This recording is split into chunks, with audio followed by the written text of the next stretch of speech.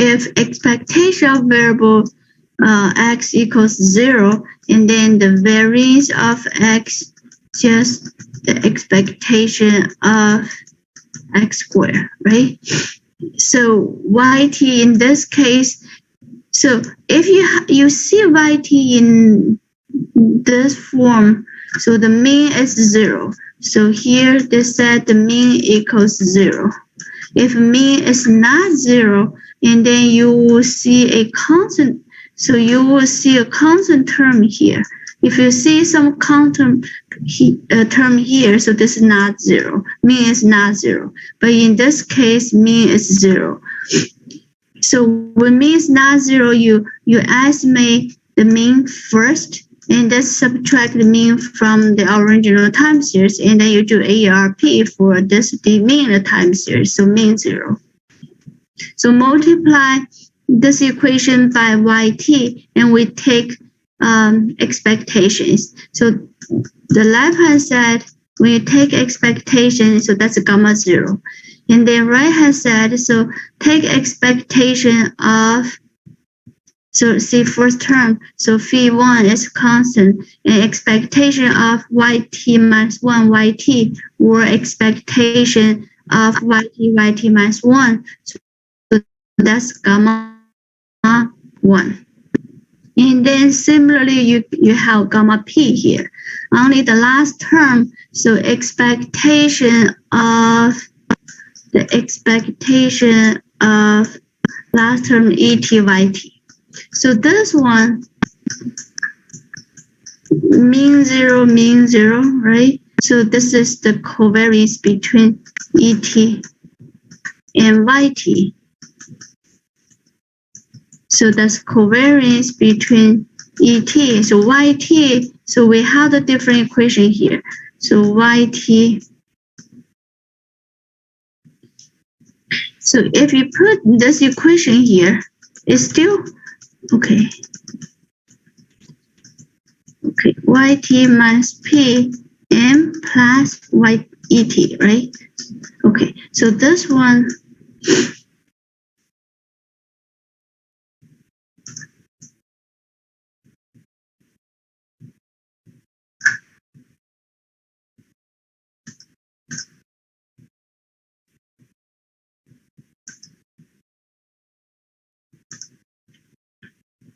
so you calculate the covariance between et with each term in here. So the first term, okay, so in the different equation here, see you have yt, that's your time series, and this set is the legs of yt, right? Like 1, like 2, like p, and then this is the y noise. So the y noise is uncorrelated with the past values of yt. So uncorrelated. So yt is et, this one y noise is uncorrelated with the past values of yt. So uncorrelated. So see, uncorrelated, right? So no correlation for this, the first p terms. Okay, and then you have the only last one, so et, so that's variance of et. So this gives you sigma e squared. See, we have the last one, sigma e squared. Okay, so we did the same thing. So now multiply this function by yt minus 1, and then take expectation. So the left-hand side expectation of yt minus 1, which is gamma 1. And then yt minus 1, gamma 0. This term, yt minus p times yt minus 1, take expectation. So the time difference, t minus p and t minus 1 is p minus 1. And the last term, so et, yt minus 1 are uncorrelated. So this term expectation is 0. Okay. And so we just repeat this for yt minus 2 and yt minus p. So we have, okay, 1, 2, and we have P equations here. See this P equations, so we call this is the Ewald-Walker equation here. So this is the Ewald-Walker equation. And then we can write this in the matrix notation. So the matrix notation,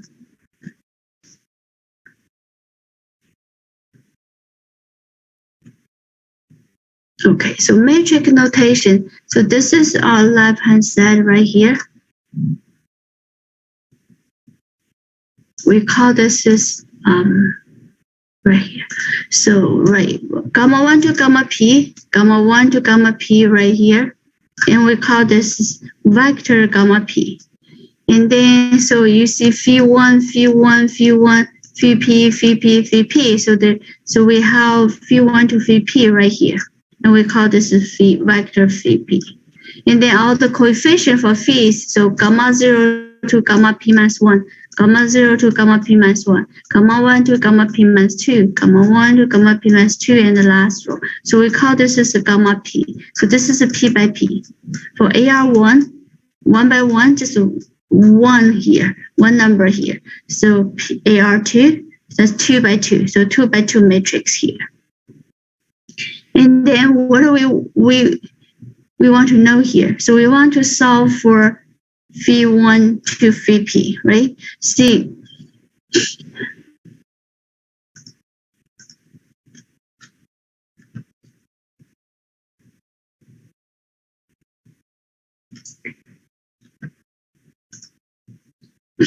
once you have data, you can calculate the sample ACVF, right? Calculate the sample ACVF. And so in this equation, only thing you don't know is the phi1 to phi p. So now you can solve for phi1 to phi p. And we put a head, so we saw the head version of this Ewald-Walker equation. So solve this equation, you can get estimate phi1 to phi p. And then the sigma e squared. So this is the sigma e squared here.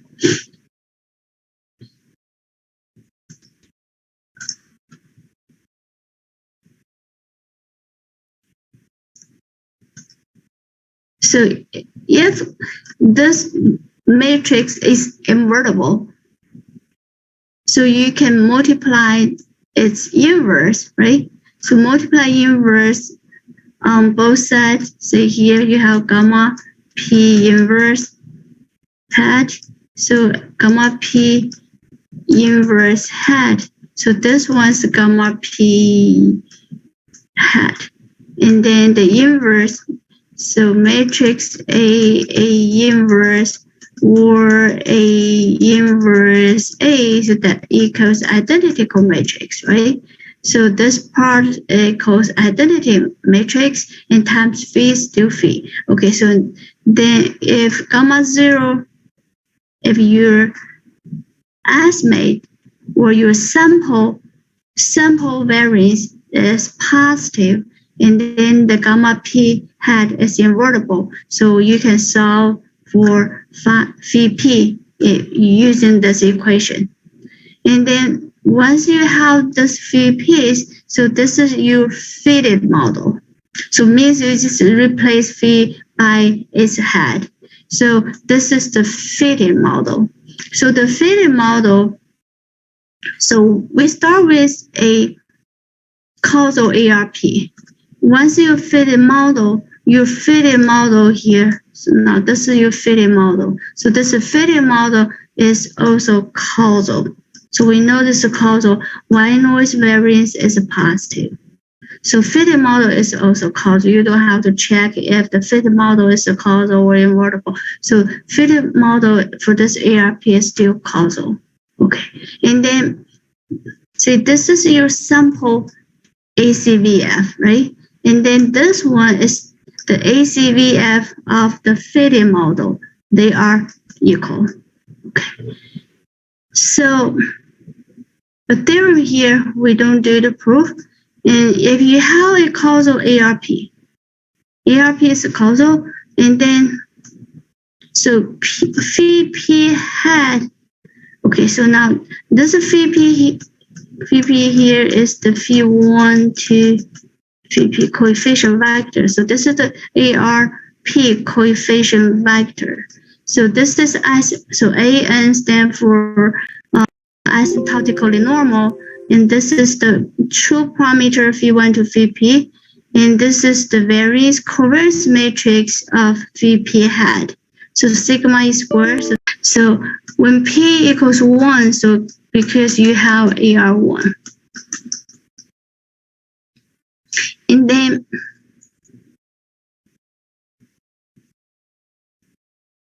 so your Walker equation,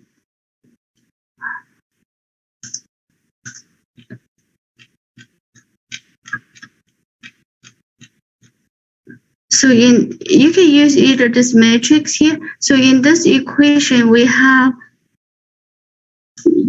only one parameter phi, right? And then the coefficient, so gamma p is 1, so gamma p is 1 by 1, so you have only 1 here. And then this is gamma 1. So you have gamma 1 equals gamma 0 times phi1 or phi. This is just for AR1, p equals 1.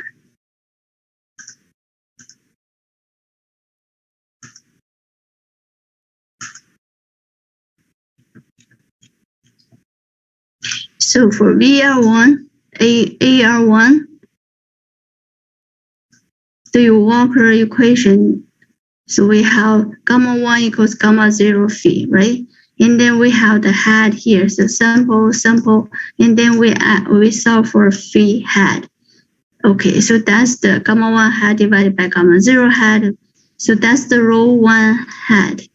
So if you know the sample ACF, for AR1, if you know the sample ACF, and then actually you can estimate the coefficient phi, right? I think this is the idea for the test question number, that's number 2, right? Okay. And then, so sigma is squared, you just follow the formula we have before, plug in phi hat. So this is what you have. So that's for AR1. And then, see, we have theorem. Okay, so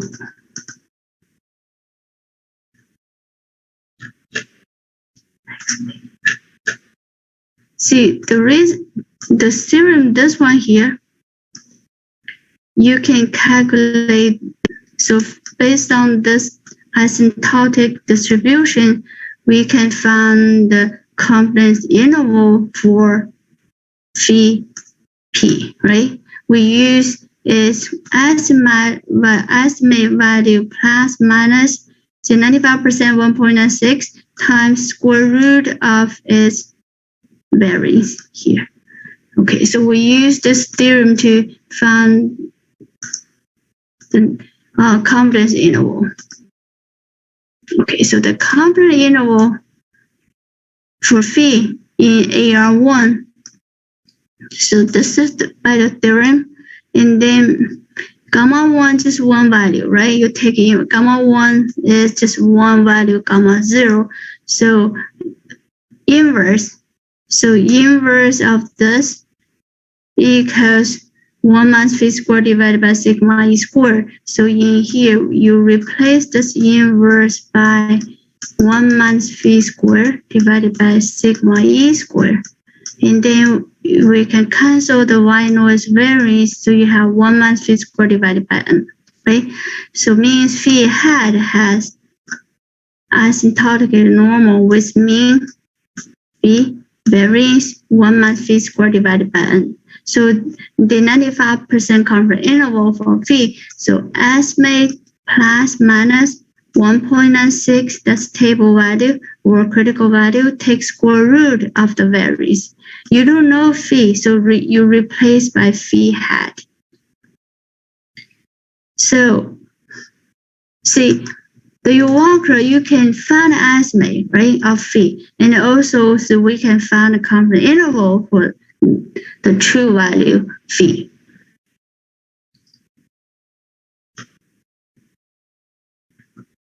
And for AR2, so different equation for AR2, and this is a causal.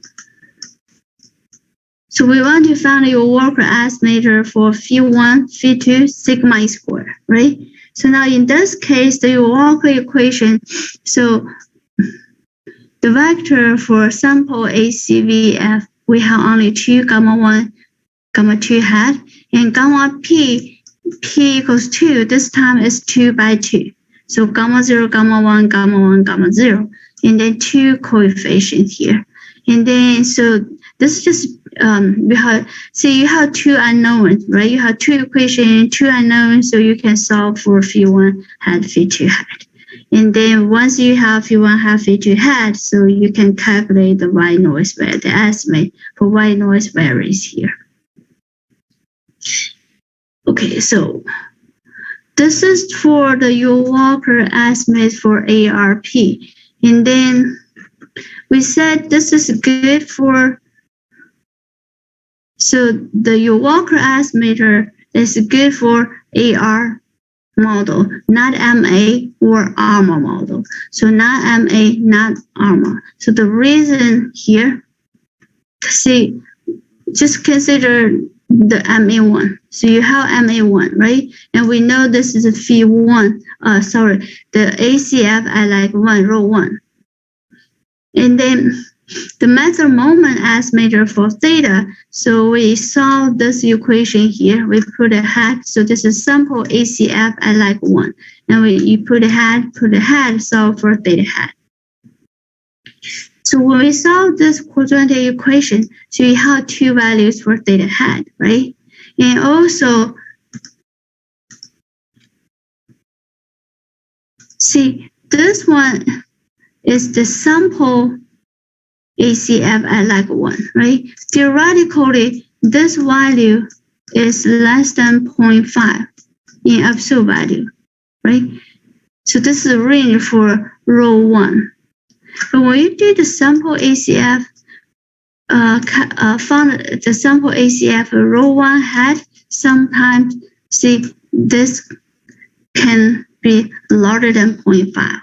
So when you do this, if this is larger than 1/2, so 1 minus 4 phi rho 1 hat square is less than 0. So you have a complex value for theta.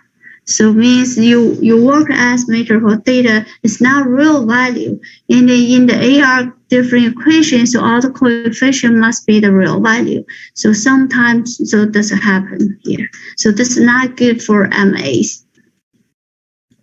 In case, so your sample ACF at like 1 is less than 1/2, you still can find your Walker estimate or find the maximum moment estimator for theta. And then, so this is the variance for theta hat, the estimator.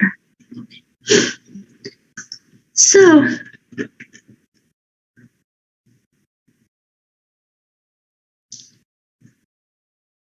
that's for the maximum moment estimator. Basically, we only do that for ARP. We call your Walker estimator. In the maximum likelihood estimation, so this is our second method. So I don't know if you know the maximum likelihood estimation method. Maybe you have learned that from 310, right? So just do one example here.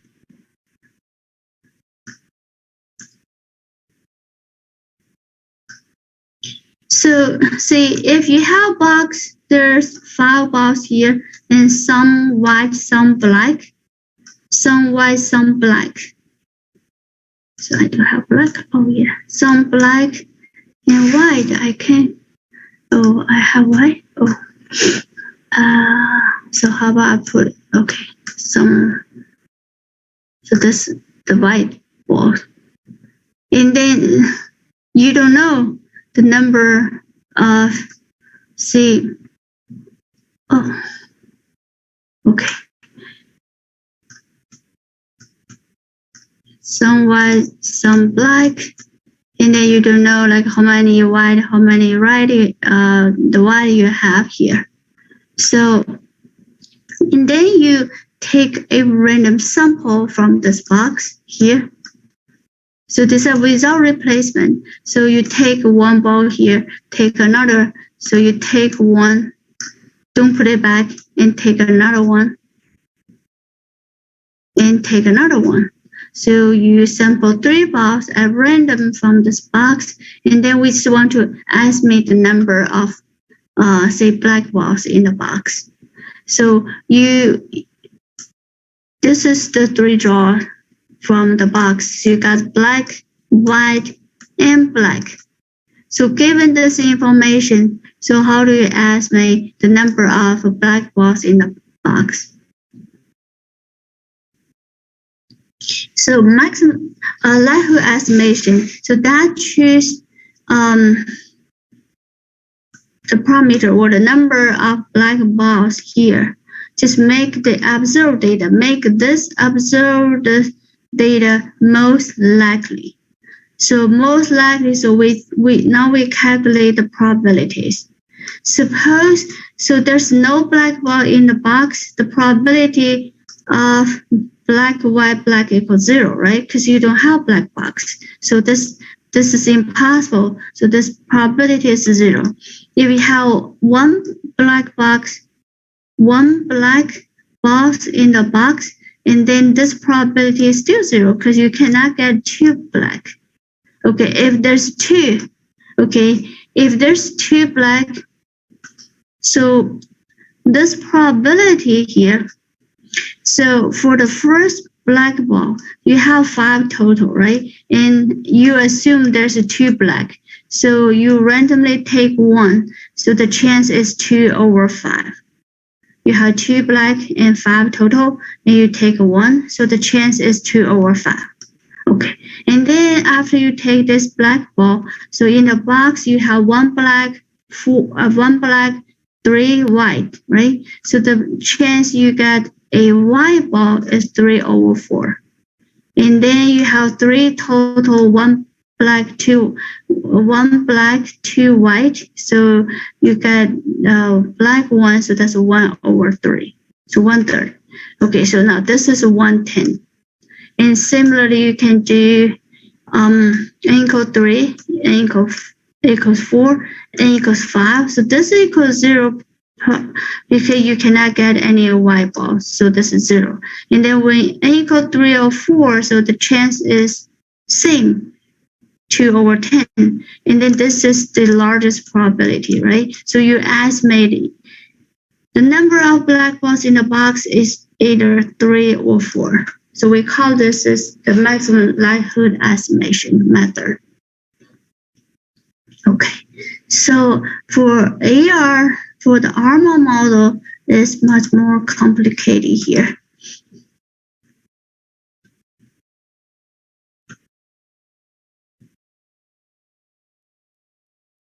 So I assume you know the joint density function, so the joint PDF. So y1 to yn, that's your data, right? So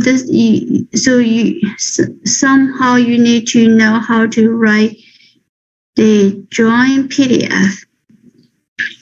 In general, we assume the joint PDF is the Gaussian. So you have Gaussian time series. Okay, and then so you know the Gaussian. So, or the normal multivariate normal PDF for y1 to yn, if this is a Gaussian.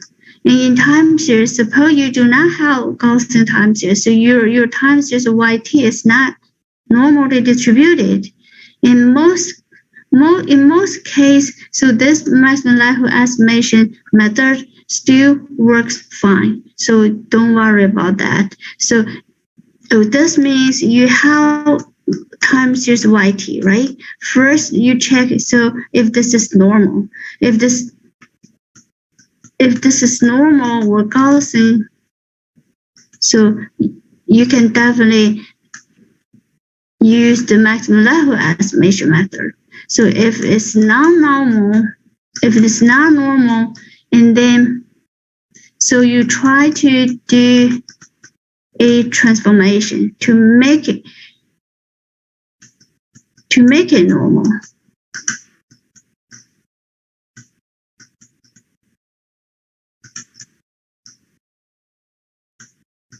You do the transformation to make YT normal. But still in some cases, the real data, so even you do some transformation, it's still not normal. So it should be fine. So you can still use the maximum likelihood estimation method here. Okay, so we start here. Okay, so now this is the joint PDF for very normal distribution. And then the vector yn here, so that's your data here. And gamma n, so again, this is n by n variance current matrix of y1 to yn. So the likelihood function, we use L here. Likelihood function is a function of parameters, right? And so we have P AR coefficient, QMA coefficient, 1 Y noise variance, and then this is, by definition, this just equals the joint PDF right here, the same right here. And then you can maximize this likelihood function to find the estimates for all the parameters here. Okay, you can maximum this likelihood function and choose or estimate the parameters here. So that's the maximum likelihood estimation method. So, but the one thing in here is hard to calculate the inverse of n by n matrix. If n is large, so it's really difficult to find this gamma inverse, right? And now remember, we can use the innovations algorithm here. We can use the innovations algorithm. So to avoid calculate this inverse of a big matrix, so we do it recursively, right? Okay, so here you can apply the innovations algorithm. Okay, so this is a definition for innovations algorithm, one step ahead, and it's MSE. And then, so you can calculate this. This one is the determinant of a matrix. Okay, so this is the product of MSEs. And then this quadratic form here is the sum. Okay, now this is the innovations. Innovation squared divided by its MSE, and sum of this square value here. So this is the quadratic form here. And then, so we have the innovation form of the likelihood function. So this part is the determinant of sigma n. And then the quadratic form, this one here, this is the quadratic form here. Okay, so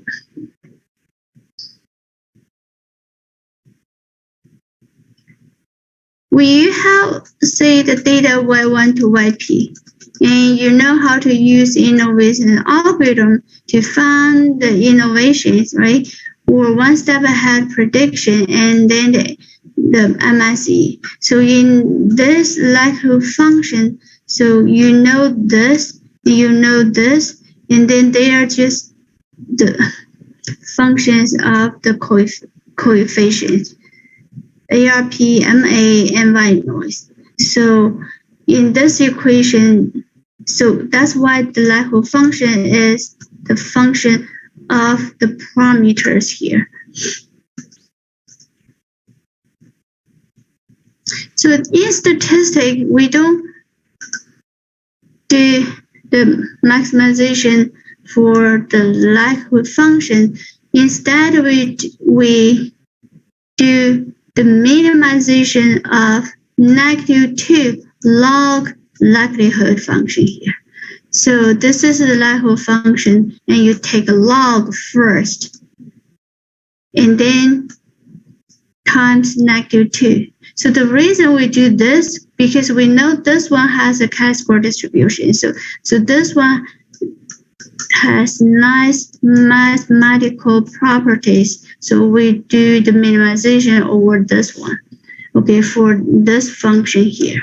Okay, so this is the -2 log likelihood function, and then you minimize this function, find all the parameters. Okay.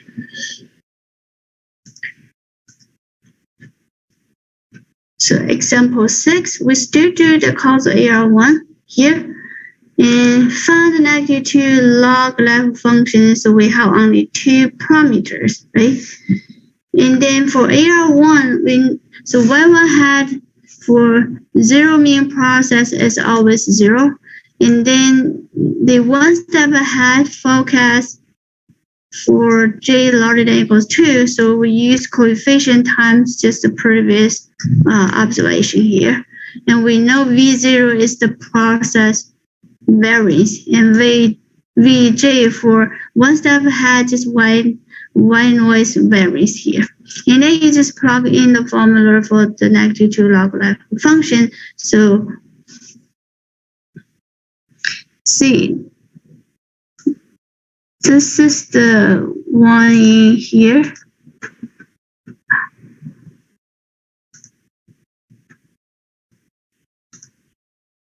So this part the same. And then this one, the sum here, when j equals 0, so that's log V0.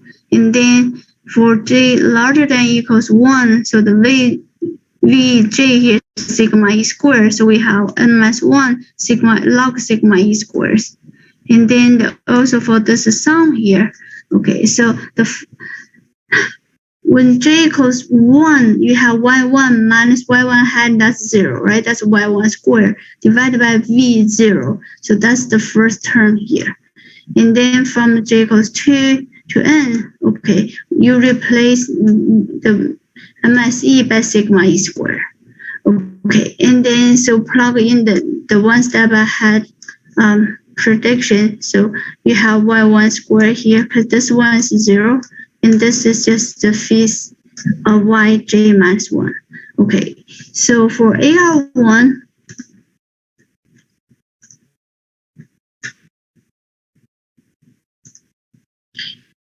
so how do you minimize this function? So probably you take a derivative with respect to each parameter, right? And then set equals 0, and then you solve so you have p plus q plus 1 equation.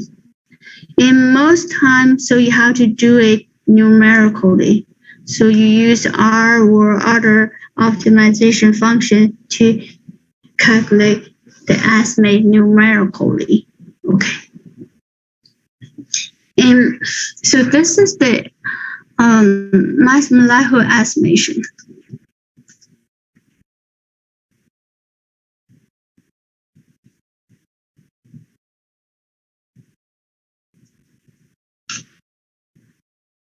So in this estimation, actually we can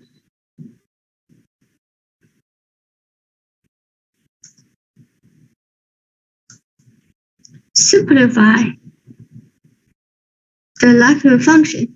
Okay, so you have the mean square error, right? Now divided by sigma e squared, we call this Rn. So, and now we said we have the 2 parameter vectors, one for AR, one for MN. In this quadratic form, okay, now this form here, so this is the one term in the likelihood function, right? If this times sigma e squared, we call this as S of phi and theta. Okay, so this term in the likelihood function, we multiply sigma e squared, and we call this as S phi theta. Okay, so sigma e square. Right here, we have sigma e square over Vj. So by definition, this is 1 over Rn. So we have 1 over Rn here. Okay, so we got this one. So the reason we have this one, so now the likelihood function become, yeah, this is AR1. In general, we have likelihood function E right here. So this part we have is the S G theta divided by sigma e squared, right? We just replace this part by function of right here, the S function here.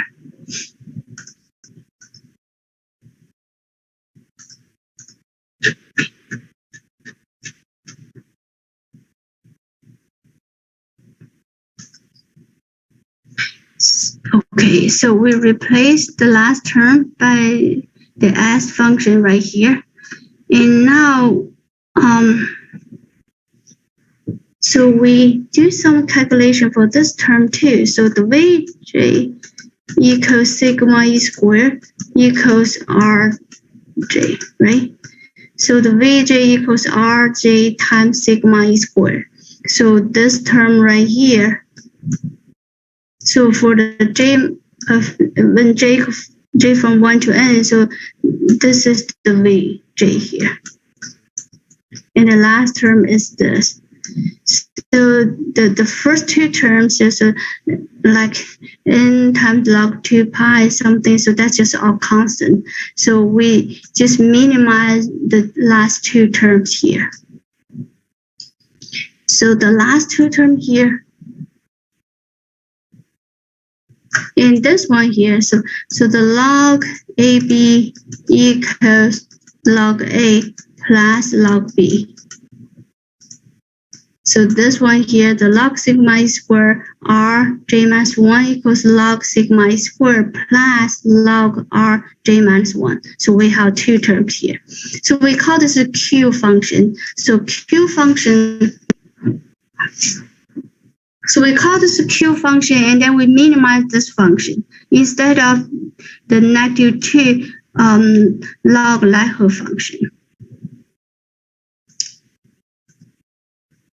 So we take the partial derivative with respect to sigma e squared first. So you treat sigma e squared as one parameter, not sigma e squared, the whole thing. We take a derivative of the Q function right here. So the first term, so log x derivative is 1 over x, right? So you have n log sigma e squared is 1 over sigma e squared. Second term, there's no sigma e squared here. In the third term here, so S phi theta, no sigma e, right? Constant. Okay. And then 1 over x derivative is -1 x squared. So you have -1.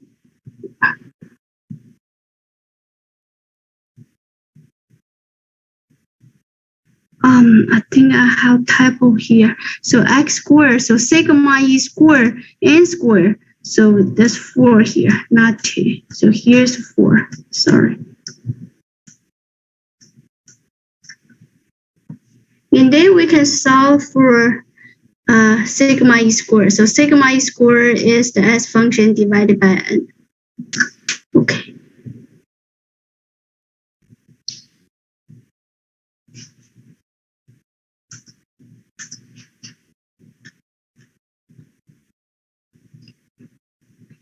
So the MSE of sigma e squared is the S function divided by n, but you have to know the estimate of phi and theta.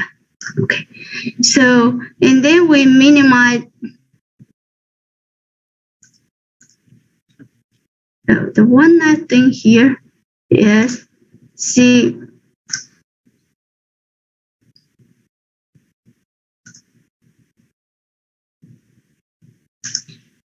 when you minimize this negative 2 log likelihood function, so this part right here, so we know we have this part right here. So as phi theta divided by sigma e basically just counts the sample size n, right? You divide by sigma e squared, both sides multiply n.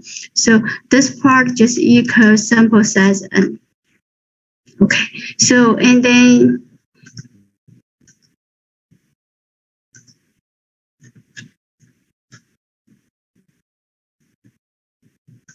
so minimize this part right here.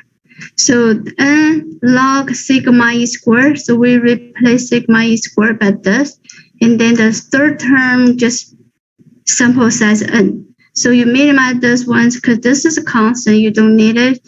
And then so basically, or you divide it by, okay, do 1 over n here. So you have log here, 1 over n of this one right here. So you basically just minimize the two terms right here, the sum of these two terms. And we call this is reduced likelihood function. So this is reduced likelihood function. Okay. I think this is what R or any package when we do the maximum likelihood estimation, they minimize this reduced likelihood function here. So this L here, instead of the L, so this is reduced likelihood function. Okay, so this is typically the package, R package or SAS or whatever the package you use to estimate the maximum likelihood estimation. And then let me do this one first and go back to this. So the third method we call least square estimation.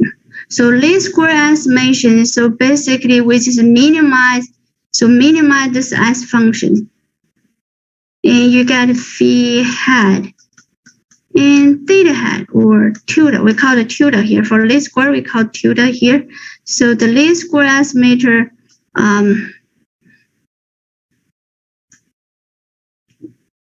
sigma e squared, so we call sigma e squared tilde equals, so once you have, so when you minimize the S function, you have phi tilde theta tilde, right? And then you use this. So before we have for maximum likelihood, sigma e squared is the S function divided by sample size n. For least squares, so we have this one on top the same, but the denominator, we use n minus the number of parameter for AR, number parameter for MA, n minus p minus q. Just make this estimator unbiased. So this is the least square estimator of sigma e squared, and the least square estimation phi and theta. So we minimize this S function. So this is the least square estimation. And then similar, so both estimator are asymptotically equivalent. So when you have large sample size, you can do either least square or maximum likelihood estimator. So they are equivalent. Okay, and then this one, yeah, like I said, this one has a chi-square P distribution. So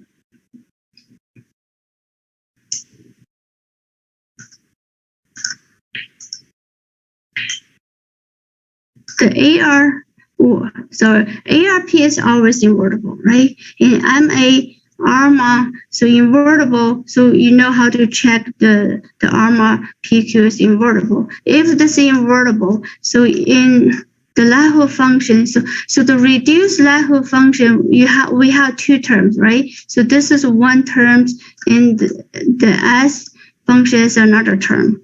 So if YT is invertible, when YT is invertible, so see, we know the one step ahead prediction, the MSE convert to Y noise variance. And then Vj divided by sigma squared, just 1 here. Rj basically just 1.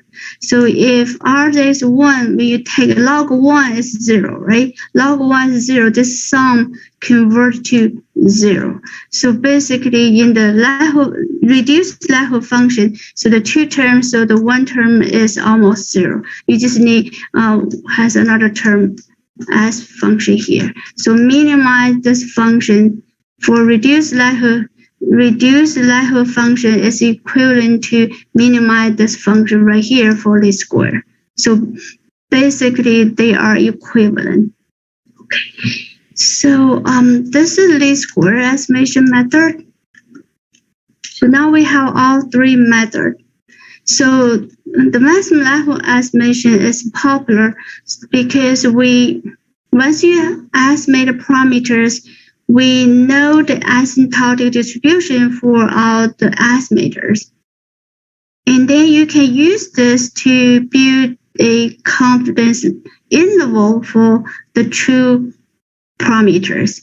So now you need a causal invertible ARMA model here, causal invertible. And then see, just all the PAR QMA coefficient. We put everything in one vector. And then this is asymptotically normal. Okay, so that's true value. And then V here is P plus Q by P plus Q matrix. And then see, this is complicated for large value P and Q, but we have some special case right here.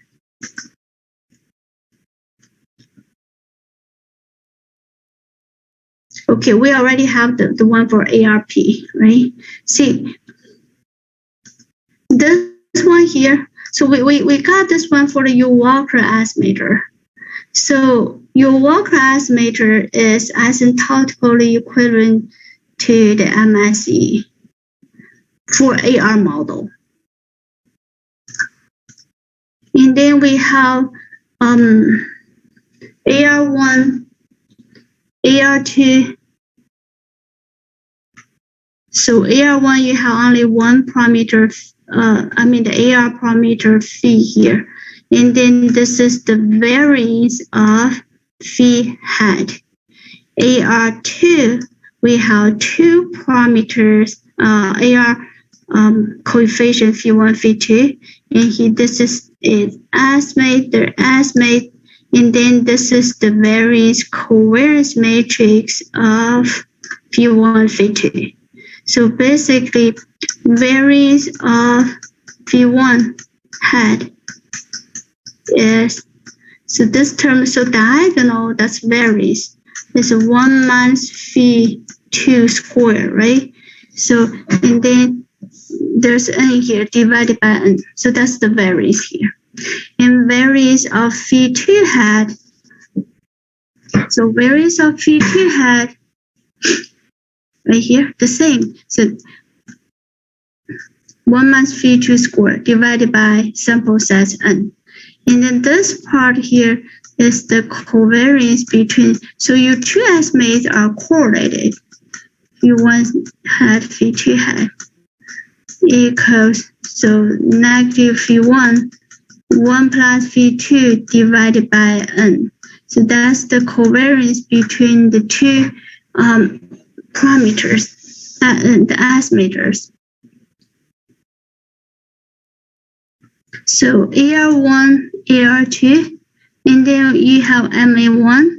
So MA1, so parameter theta. Okay, now you see they have the same pattern. So this is 1 minus phi squared divided by n. So this is 1 minus theta squared divided by n, right? Okay, MA2, so similar. You have, see here, the form are similar here.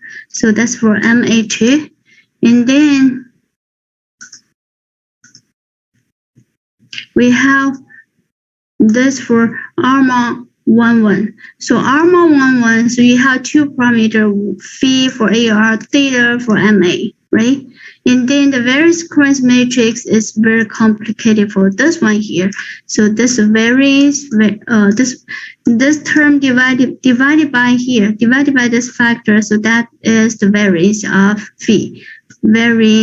So this term divided by here, so this is the variance of theta and covariance between phi and theta. Okay, so I give you all the theorem or result here. So because we use any package to do the ARMA model fitting, so once you get a result, you at least you need to understand so what you get, right? So basically you need to know how to set up the model. Because I know there's like R packages. So if the model is complicated, you have the package, but you don't know how to fit the model. You don't know how to set up the input, the parameters, or all the input, everything. You don't know how to set up. Even though you set up your model, once you get output, you don't know how to read the output. So you have to know. You don't know exactly how to calculate all the say likelihood functions, but you have to know the theorem, the idea, and you know like each term what they are. So then you can read the output from say R, SAS, or other packages. So when you feed a time series model, okay. So I think that's the notes. All notes today here, and then I want to show you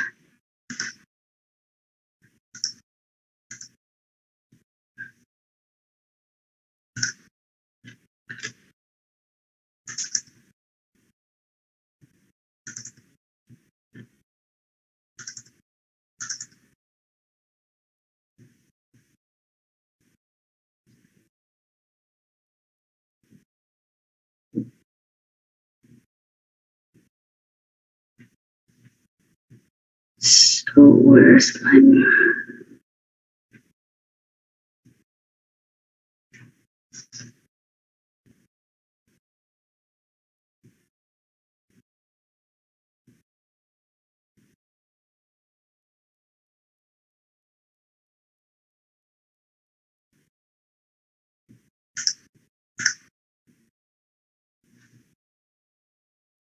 okay. Oh,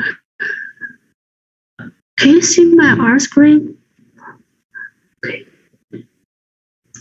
No, I still see the notes. Okay, thank you. Sorry. R here. Yeah. So this is the R code. Okay.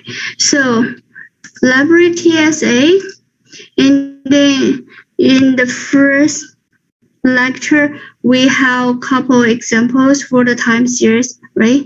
So the first thing, so the second example, so the first one LA range, and the second, so that's colors. Remember that? So we have data color, and then so this is the time series here. We want to fit a model, time series model, to this data. So this one here, stationary.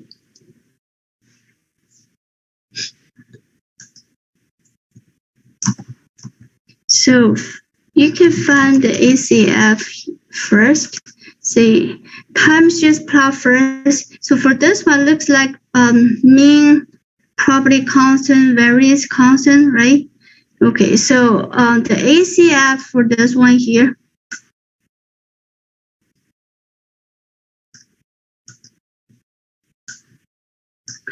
Okay, so now ACF plot here.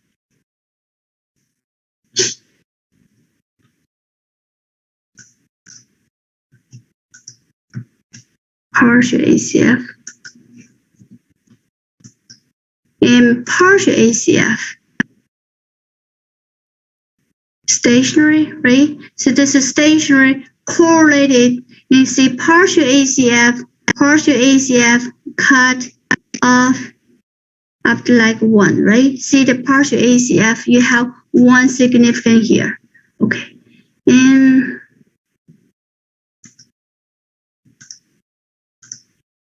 ACF,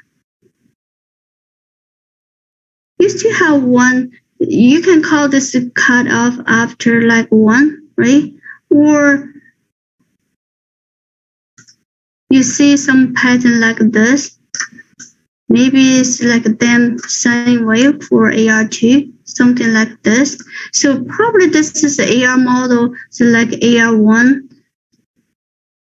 Maybe see, because when you see the partial ACF, so this is just for AR1, right?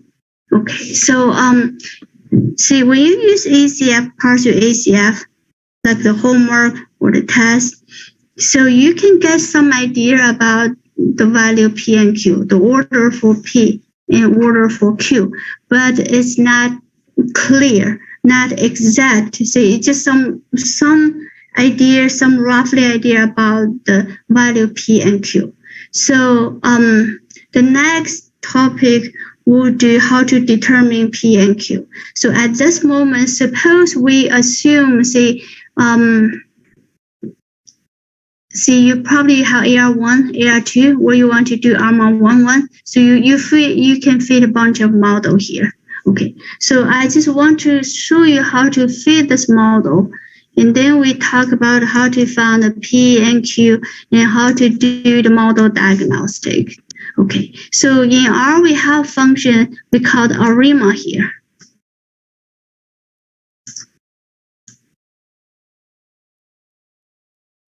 So ARIMA function can deal with either ARMA or for stationary time series or integrated ARMA. So I here, so that's integrated ARMA. So we'll do that in non-stationary time series. So we can do both non-stationary and stationary time ARMA models here.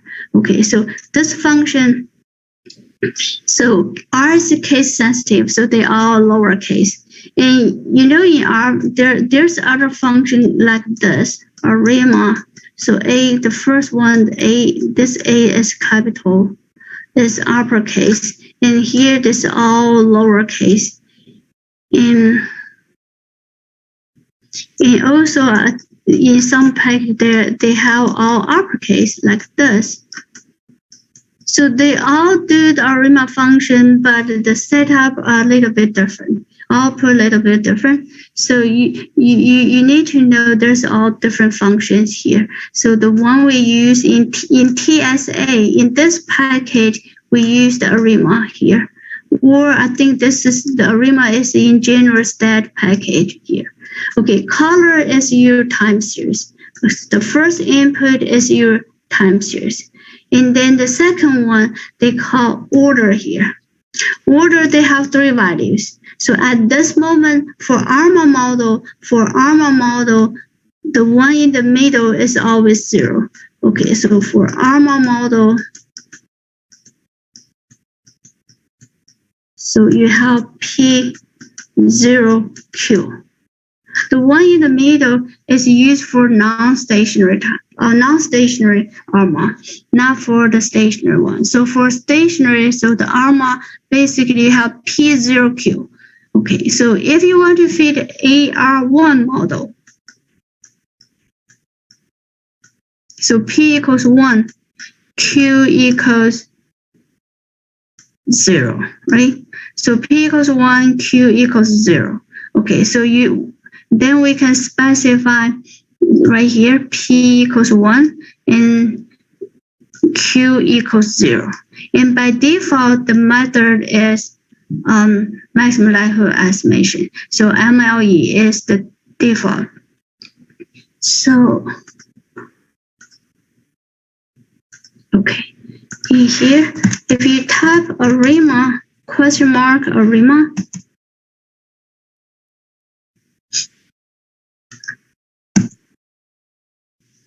see, you can find, so ARIMA function, see this either in TSA or in STAT, right? So there's 2 packages use this function ARIMA. Okay. And you can check the differences here. So first of all, if you want to know the ARIMA function in TSA package here. So we have this TSA package. So right here, ARIMA function. So this is all the documentation for this function. So if you don't know how to set up, you can come here. Okay, let me show you this one here. Okay. So ARIMA function, so X is your time series, right? You have to specify the order.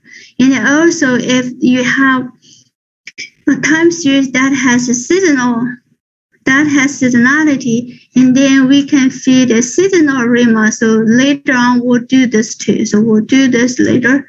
And then the period for the seasonal. Okay, we do this later. In the XREG, you can put, say, if the time series has trend, you can put the trend in here. Okay, include that mean. Okay, this is one we need now. So include that mean by default is true. So means your time series process mean is not zero. So you include that mean. So the mean is not zero. They will estimate. So they will do the estimate. So give you the mu hat. So they will include the mean in the estimation. So by default, that's true. If you don't want, or you have mean zero time series, you just put include that in here. You put include that mean equals false. Okay. And then I think that everything here, so this is just for the optimization problem. And okay, one thing you need is this one right here.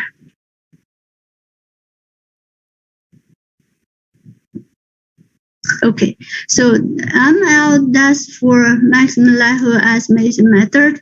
And CSS, so this is least squares. So this is for least square. This is the maximum likelihood estimation. This is least square.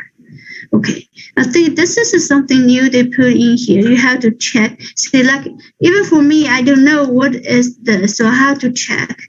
So we use a new function. So I think this is my suggestion. First thing you look, see the usage for this function and to see all the options here. Okay, so default is this method. If you want to use least square, so you just specify the method equals CSS. Okay.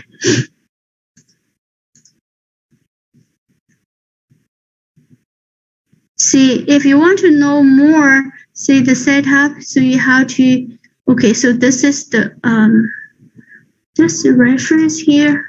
So typically they have reference paper. Yeah, right here. So you okay, so now see this ARIMA function. Yeah.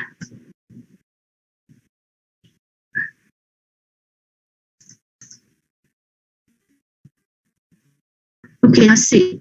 Okay, this is the one in TSA. The other one, so ARIMA. This is in factory here. Okay, so this one is the ARIMA function in stats. Okay, so in here, I think they should put a reference. Yeah, see the detail here. This is the ARMA difference equation time series. So the A1 to AP, so that's V1 to VP, and B1 BQ, that's theta 1 to theta Q. So this is kind of detail. So that's your model. Okay, and then it's true. So default.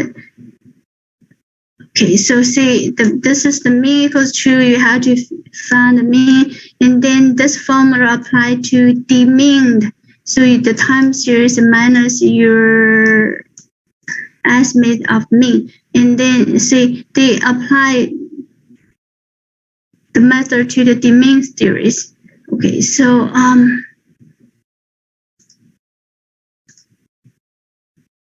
Okay, so fitting the model, see the method here. So you have to read this method. So the MLCSS, and then see the references here. So if you study a new function, so you need to go to the reference paper or book here to understand. So each input and output. Okay, so okay, now this one, if we fit this model, so like by default, we use the ML, right? Okay, now this is the estimate here. Say the estimation here. Okay, now this give you, that's your model here. Coefficient. Okay, they list AR1, so means this is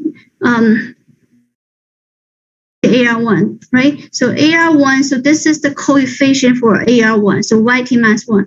So you have YT, phi YT minus 1, and plus ET, right? So they said the AR1, so that's the coefficient for this one, YT minus 1, that's the phi. So the first one, 0.5705 is phi hat. And then S dot E dot, so this is the square root variance of phi hat. So that's the S dot E dot SE here. So the square root variance of phi hat. And then this intercept here, so this is the estimation of mu hat. So because by default, include our mean is true by default, right? So that's mu hat. And then this is the square root variance of mu hat. Okay, so I'll stop here. Okay, so next Tuesday, we'll do more examples for ARMA model parameter estimations in R. Okay, and so any questions? Okay, so I see you guys next week and have a great week.